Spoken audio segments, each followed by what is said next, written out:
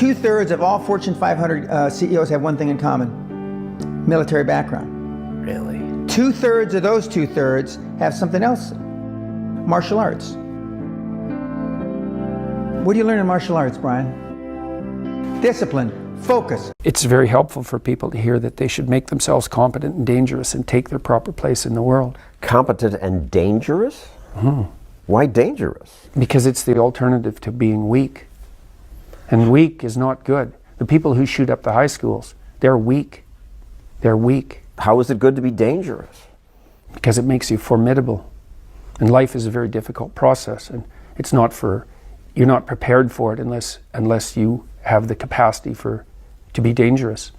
That doesn't mean that you should be cruel. It doesn't mean any of that. There's a statement in the New Testament, the meek shall inherit the earth.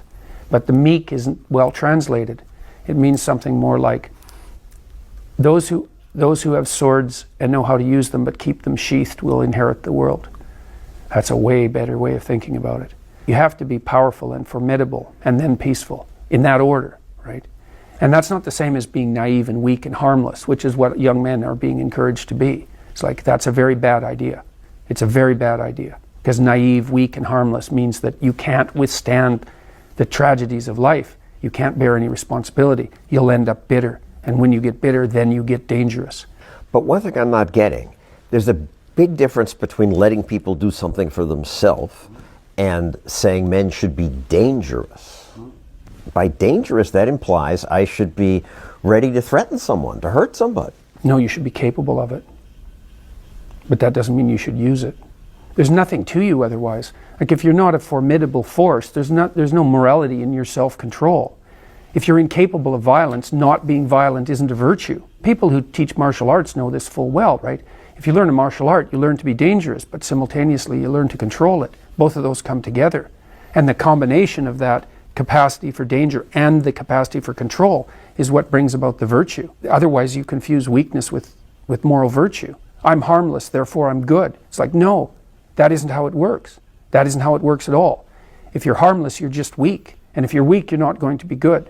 You can't be, because it takes strength to be good. It's very difficult to be good. There was an interview a while back with a child predator named Jack Reynolds. And he was asked specifically how he targeted kids. And even more specifically, he was asked what characteristics he looked for in a child. He surprised the journalist because he said more than the characteristics of the child, he looked at the family. And if there was a strong father who posed a threat, he stayed away. So for those of us who are fathers, this tells us at least three things. One is you'd better be a threat. And there's multiple reasons for that fact. You'll even some people say, well, that's not necessary. After all, we have the police, we have the military, that's their job, isn't it? And the answer is yes, it is their job, and it doesn't matter. Because I will tell you right now that if you're ever in a position where your child needs you and you're not able to protect them, not because you lack the opportunity, but because you lack the capability or the capacity, it's not going to matter who else should have done the job. Because after all, it was yours. You're the father. So what does capacity mean? Capacity is actually being mentally prepared enough to use violence when it's necessary. I once had a young man approach me and he wanted to talk to me about joining the military. And he wanted to join Special Forces. And he was coming to me because I had served in Special Forces and I had done combat tours. And we talked a little bit about the unit, what its purpose was, what it did, whether or not it was a good fit. But one of the questions that I asked him was, have you ever been punched in the face?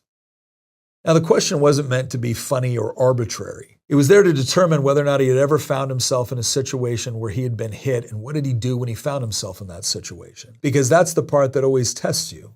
The ability to physically defend that which you love starts with mastering the ability to choose fight over flight.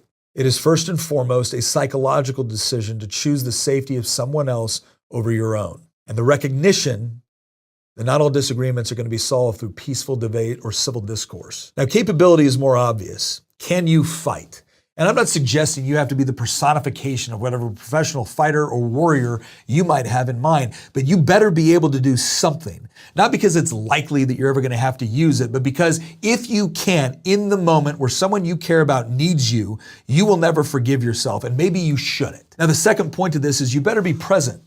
Because having the capacity and the capability to do what you need doesn't mean a great deal if you aren't around when you're needed. Predators know that you're a threat, not just because of your capability, but because of your proximity. And there's a lot of reasons why your kids need you to be there for them. And your kids also need to know you're a threat, not to them, but on their behalf. For your daughters, I will tell you right now, your little girl starts off her life depending on you to keep the monsters underneath her bed and inside her closet, cowering with the knowledge that you'll protect her. And as she grows older, and I don't care what she says, she wants the boy she likes to be intimidated by you. And it's not intimidation out of cruelty or being a bully. It's a question of vetting.